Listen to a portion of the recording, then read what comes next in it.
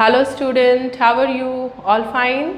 तो हम लोग पी ब्लॉक एलिमेंट की स्टडी कर रहे थे और इसमें हम लोग ने ग्रुप 15 स्टार्ट किया था, जिसमें इसकी फिज़िकल प्रॉपर्टी और केमिकल प्रॉपर्टीज़ ओवर हो चुकी थी। इसके वीडियो मैं आप लोग के लिए अपलोड कर चुकी हूँ और आज हम लोगों को पढ़ना है इस ग्रुप का फर्स्ट एलिमेंट नाइट्रोजन की स्टडी करनी है। तो नाइट्रोजन के बारे में मैंने आप लोग को बता दिया था कि इसको डिस्कवर किया था रदरफोर्ड ने और इसकी अकरेंस वगैरह हम लोग डिस्कस कर चुके हैं। आज हम लोग इस सीरीज़ में, नाइट्रोजन की सीरीज़ में इसके प्रिपरेशन मेथड स्टडी करने वाले हैं और इसके साथ ही केमिकल प्रॉपर्टीज स्टडी करेंगे। तो सबसे पहले इसकी प्रिपरेशन मेथड कि नाइट्रोजन को हम लोग कितने डिफरेंट वे में प्रिपेयर कर सकते हैं। तो हम लोग सभी को पता है कि जो नाइट्रोजन है वो क्या है, गैस है, और गैस है तो हम लोग को कहाँ मिलेगा, एटमॉस्फेयर में। तो एक्चुअली में जो एयर होती है it is a mixture of gas, तो उसमें ही 78% बाय वॉल्यूम जो है वो नाइट्रोजन का होता है और नाइट्रोजन के साथ अदर गैस भी होती हैं, जैसे ऑक्सीजन के अलावा भी बहुत सारी गैस है। तो इस मिक्सचर ऑफ गैसेस को हम लोग इस एयर को क्या करते हैं कि इसको हम लिक्विफाई करेंगे फर्स्टली, और इसके बाद हम लोग इसके बॉइलिंग पॉइंट के अकॉर्डिंग, जैसे कि नाइट्रोजन और ऑक्सीजन है तो उसमें नाइट्रोजन का बॉइलिंग पॉइंट क्या होता है, कम होता है। तो सबसे पहले वो बॉयल हो जाएगी तो उसको हम वेपराइज करके उसकी वेपर्स को कंडेंस करेंगे और कंडेंस करके उसको लिक्विड में चेंज कर लेंगे। इसके बाद रह गया ऑक्सीजन। तो मतलब हम इस तरह से डिफरेंट जो गैसेस हैं उसको हम सेपरेट कर सकते हैं। तो बाय लिक्वेशन मेथड हमारी फर्स्ट प्रिपरेशन मेथड होगी नाइट्रोजन की। उसके अलावा कितने सारे सॉल्ट हैं या लैब में इसको कैसे प्रिपेयर करते हैं वो हम लोग करते हैं। ओके, तो स्टार्ट करते हैं हम लोग।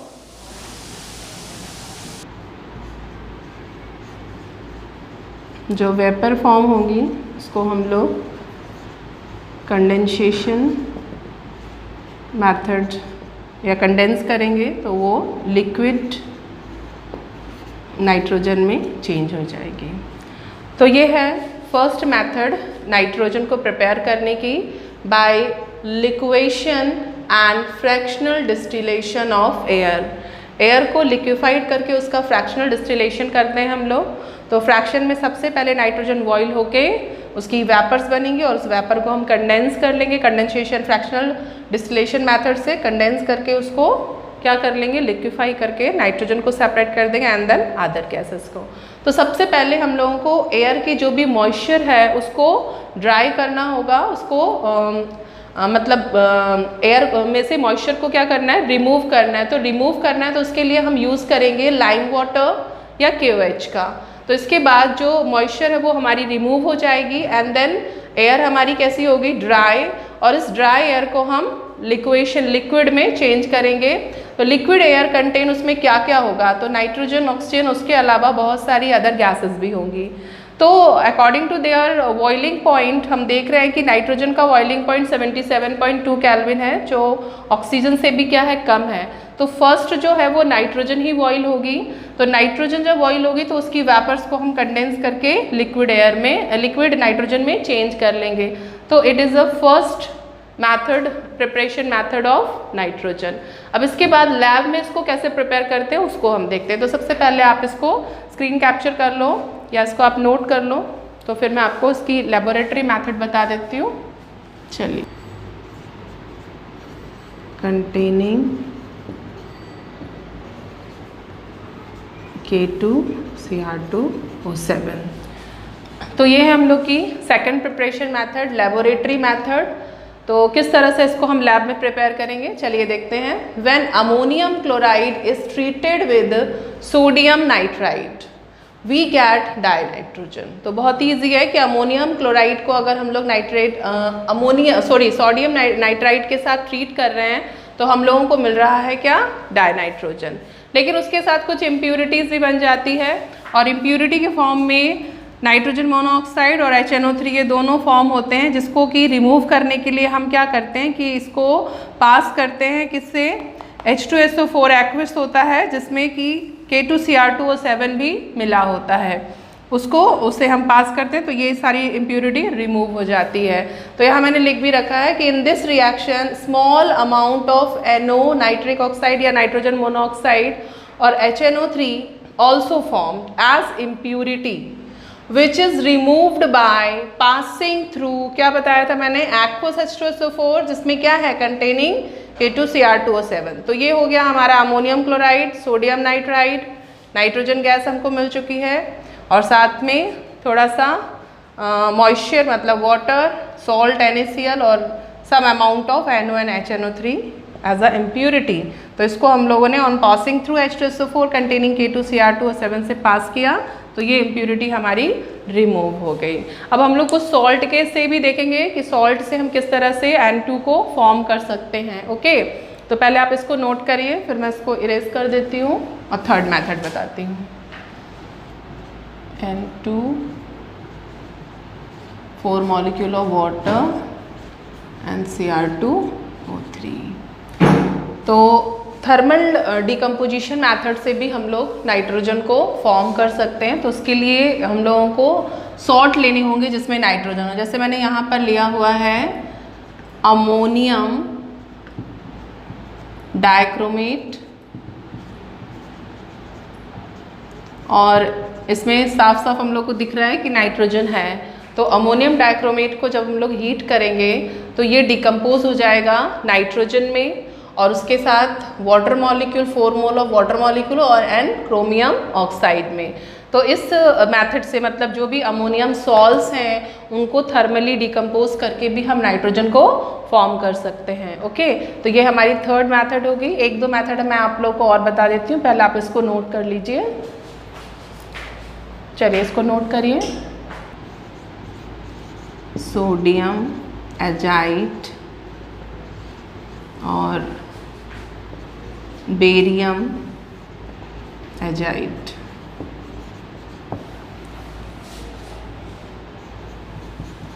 NaN3।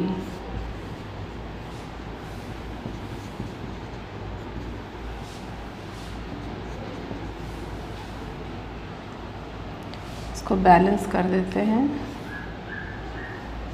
और इसके बाद बेरियम एजाइड का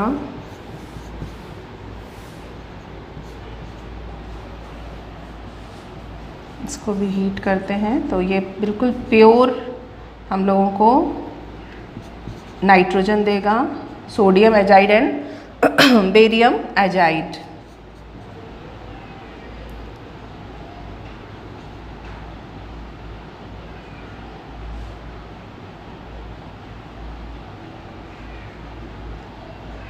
चलिए तो बैलेंस हो गया, इसको बैलेंस नहीं करना है। तो चलिए जल्दी से देख लेते हैं। दो और मेथड मैंने करवा दी है, अब इसके बाद ये कंप्लीट हो गया। सेकेंड मेथड इसके ही इसी में, by heating of copper oxide with ammonia. अगर अमोनिया को हम लोग कॉपर ऑक्साइड के साथ हीट कर रहे हैं तो हम लोगों को नाइट्रोजन मिल रही है। यहाँ पर जो कॉपर ऑक्साइड है वो एक ऑक्सीडाइजिंग एजेंट है, और इसके साथ ये डिहाइड्रोजिनेटिंग एजेंट की तरह भी वर्क कर रहा है। तो 3 मोल ऑफ वाटर और कॉपर जो है यहाँ पर कैसा हो गया, सेपरेट हो गया ऑक्सीजन से अलग। मतलब यहाँ पर ये किसकी तरह, ये रिड्यूस हो गया, तो एज अ ऑक्सीडाइजिंग एजेंट की तरह बिहेव कर रहा है एंड डिहाइड्रोजिनेटिंग एजेंट की तरह भी। ठीक है। एंड लास्ट मेथड है जिसमें हम लोग बहुत ही प्योर फॉर्म में नाइट्रोजन को प्रिपेयर करेंगे, प्रिपरेशन ऑफ प्योर नाइट्रोजन। तो very pure dinitrogen is obtained by thermal decomposition of sodium azide और बेरियम एजाइड। तो सोडियम एजाइड और बेरियम एजाइड को अगर हम लोग थर्मली डिकम्पोज करते हैं तो वेरी प्योर फॉर्म में हम लोगों को N2 या डाई नाइट्रोजन मिल जाती है। तो इस मेथड को आप लोगों को बहुत अच्छे से प्रिपेयर करना है क्योंकि ये बोर्ड में पूछ ली जाती है, इसके बाद कंपटीशन में भी इसको। तो नोट कर लीजिए आप लोग इन दोनों मेथड को भी। इसके बाद मैं इसको इरेज कर देती हूँ और इसकी केमिकल प्रॉपर्टीज हम लोग स्टार्ट करते हैं। पहले आप इसको नोट करिए।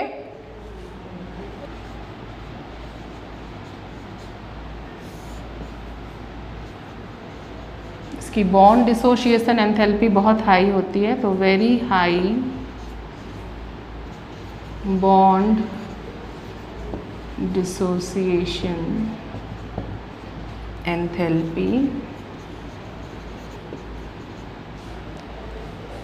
approximately 946 किलोजूल पर मोल।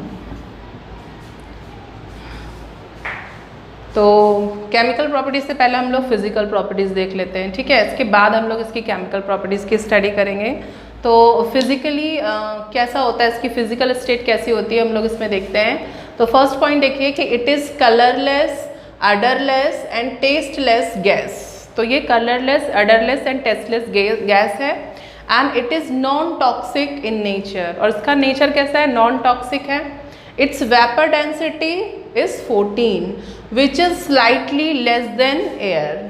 ओके, एयर से ये थोड़ा सा कम होती है इसकी vapour density and it is almost insoluble in water. जबकि जो इसका हाइड्राइड है, अमोनिया है, it is completely soluble in water, but जो नाइट्रोजन गैस है वो ऑलमोस्ट इनसॉल्युबल इन वाटर है, वाटर में सॉल्युबल नहीं होती है।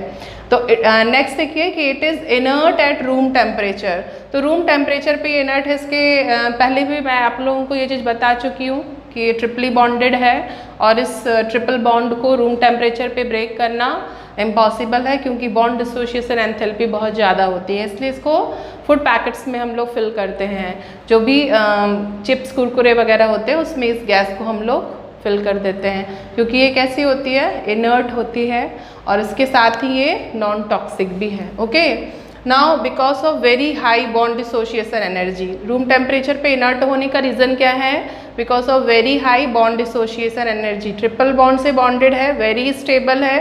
रिएक्शन के लिए हम लोगों को इसको बहुत ही हाई टेम्परेचर और हाई एनर्जी प्रोवाइड करनी होगी। और ऐसा क्यों है, तो very high bond dissociation enthalpy कितनी है, 946 किलो जूल पर मोल। तो ये हो गई इसकी physical property.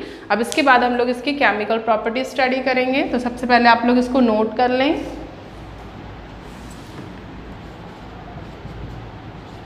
Nitrogen react with some metal,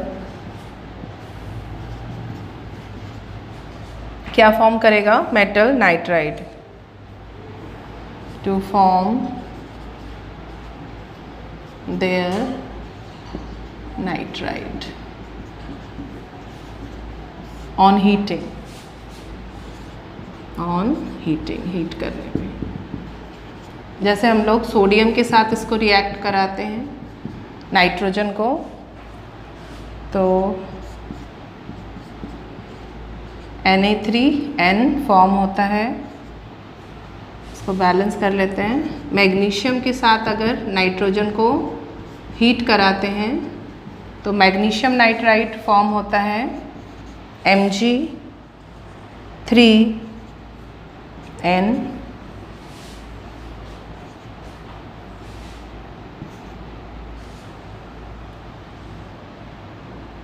और लिथियम के साथ अगर इसको हम कराते हैं तो लिथियम नाइट्राइड Li3N। तो यहाँ पर इसको हम लोग ट्वाइस कर दें,